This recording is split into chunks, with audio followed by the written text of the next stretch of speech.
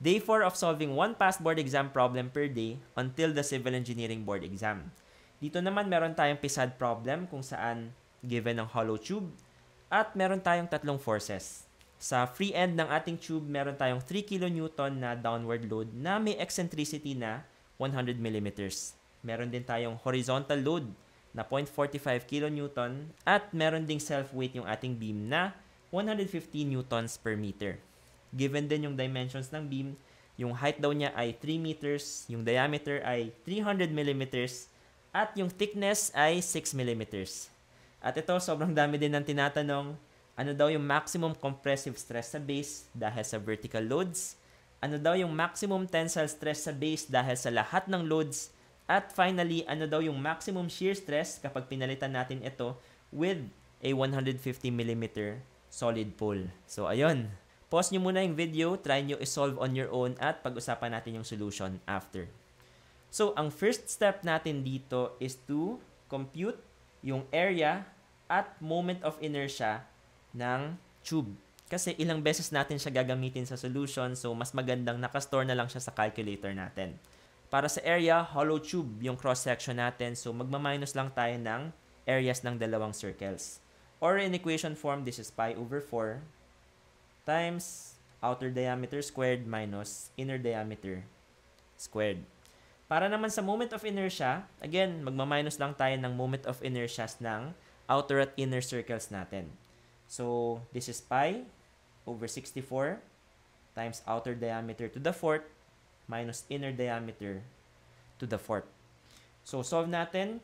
Para sa area, meron tayong pi over 4 times outer diameter na 300 squared minus ano yung inner diameter ng ating tube. This is 300 minus 2 times thickness. So, this is 300 minus 12 or 288. Store na agad natin siya sa A para sa area. At para sa moment of inertia, this is pi over 64 times 300 to the fourth minus, again, yung inner diameter ay 288 to the fourth. Ayan, store natin sa B. And yun, indicate lang natin sa solution na nakastore ito sa A at ito naman nakastore sa B. Ang tinatanong sa problem ay maximum compressive at tensile stress sa base. So, kailangan nating i-draw yung stress diagrams na nararamdaman ng ating base dahil sa loads. So, una, yung 3 kN na downward load would produce a compressive stress na ganito yung shape. So, circular siya na uniform compressive stress. Ano yung formula ng compressive stress? This is P over A. Next, yung ating 3 kN downward load, dahil meron siyang eccentricity, would induce a moment sa ating base. So, pag ganito yung direction ng moment, ang ibig sabihin, sa end na ito, meron tayong compression at dito naman in tension. So, kung i-draw natin siya, ganito yung itsura niya. Merong compression dito at tension dito. At yung formula na gagamitin natin ay MC over I for flexural stresses. Next, punta naman tayo sa self-weight ng ating tube. Self-weight daw niya ay 150 newtons per meter. So, i-compute natin yung total weight ng tube which is 150 times 3. Yan, 450 newtons siya. At ano yung effect niya sa ating base? This is also uniform compressive stress. At yung formula para sa stress would be, again, same lang. This is weight over area.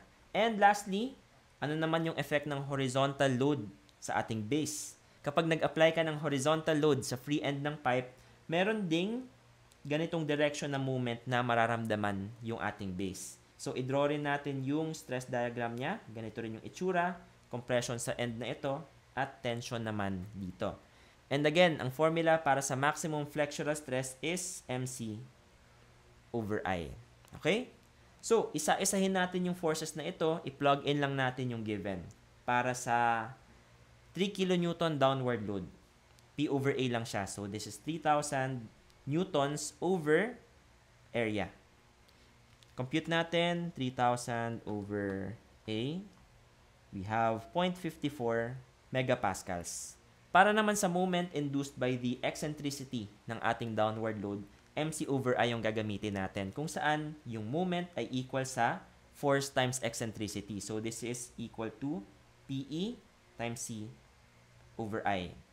So plug in lang natin, this is 3,000 times eccentricity na 100 times yung C, which is yung outermost fiber ng ating tube, which is just kalahati ng diameter. So this is 150 over moment of inertia. Ang makukuha natin is 0.75 megapascals. Para naman sa self-weight ng beam, ito lang yung formula niya. So this is 150 times yung length na 3 over area. Ang makukuha natin dito is 0.0812 megapascals. And finally, para sa horizontal load, ang formula natin is again MC over I.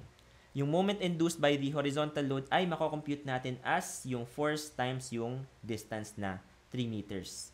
So this is equal to 450 newtons. Yan, mag-ingat tayo sa units. Times 3,000 millimeters. Times yung C na 150 over yung nakastore na B.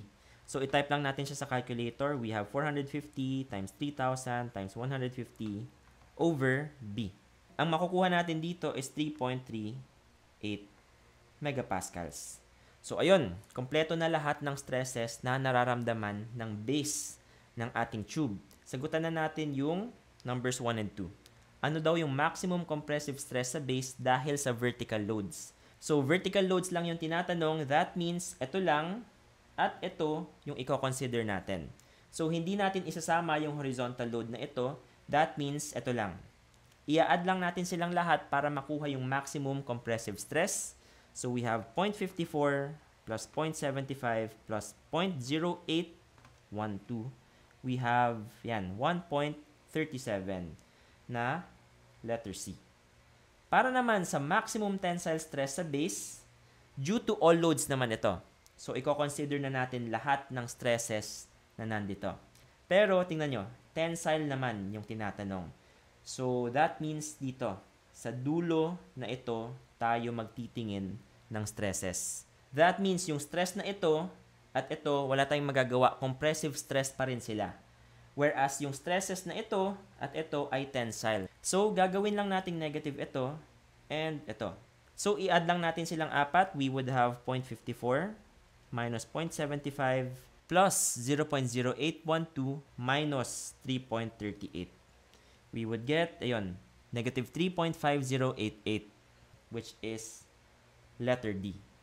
Lastly, kapag naman daw ni-replace natin yung ating tube with a 150mm solid pole, ano daw yung kanyang maximum shear stress? So, i-draw natin yung bagong figure. Meron na tayong 150mm na solid pole. Yan, 3 meters pa rin yung kanyang height, 150mm yung kanyang diameter. Okay, same pa rin yung loads. Meron pa rin tayong 3 kN na downward load, 0.45 kN na horizontal load, at 150 newtons per millimeter na self-weight. Pero for number 3, ito lang naman yung significant kasi ito lang yung nagkakos ng shear stress. So, you can think of this problem as ano yung effect ng 0.45 kilonewtons na horizontal load sa base ng ating pole. If shear stress ang pinag-uusapan natin, siguro may iisip nyo yung formula na V over A. Pero hindi natin ito gagamitin kasi this gives us the average shear stress na nararamdaman ng ating pole. This does not give us the maximum shear stress na tinatanong. Kasi ang distribution ng shear stress throughout the cross-section is pag ganito. 0 sa dulo at maximum sa neutral axis. Okay? Ano yung formula na gagamitin natin? Not V over A, but VQ over IT. Pero meron tayong shortcut formula kapag circular yung cross-section nyo. Instead of VQ over IT, gagamit lang tayo ng 4V over 3A. Yun, mas simpleng formula at mas mabilis nyong masosolve.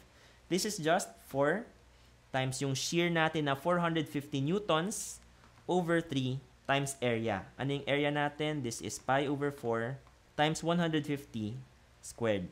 Ang makukuha natin dito is, ayun, 0.0339, which is letter A.